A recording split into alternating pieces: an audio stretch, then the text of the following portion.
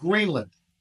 What is your vision for the potential annexation of Greenland and getting them potentially to Well, I think it'll happen, and I'm just thinking. I didn't give it much thought before, but I'm sitting with a man that could be very instrumental. You know, Mark, we need that for international security, not just security, international. We have a lot of our favorite players, cruising around the coast, and we have to be careful.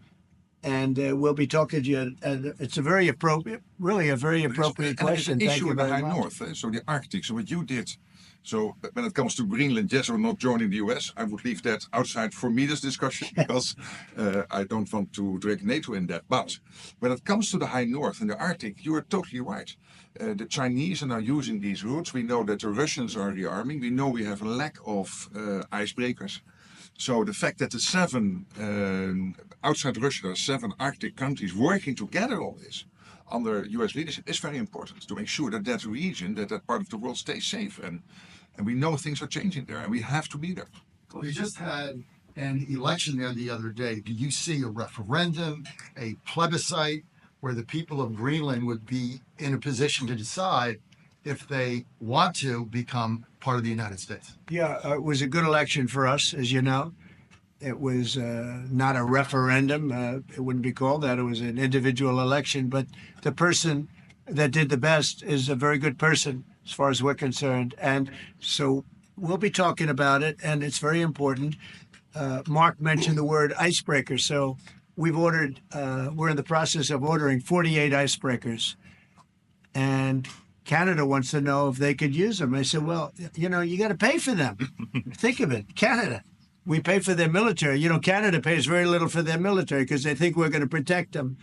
But even with the icebreakers, so we're going to order 48, and Canada wants to be part of the deal. I say, you got to get your own icebreakers. And if you're a state, you can be part of the deal. But if you're a separate country, you got to get your own icebreakers. Russia, as you know, has about 40 of them. And we have one big icebreaker. But that whole area is becoming very important. And for a lot of reasons, the routes are, very direct to Asia, to Russia, and you have ships all over the place. And we have to have protection. So we're going to have to make a deal on that. And Denmark is not able to do that.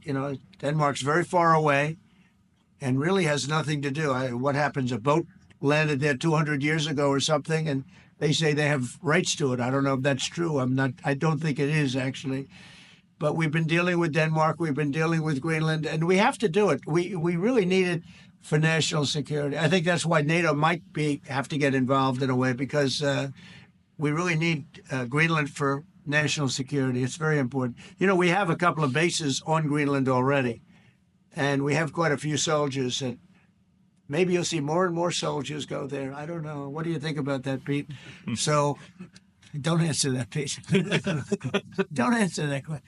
But we have bases, and we have quite a few soldiers on Greenland.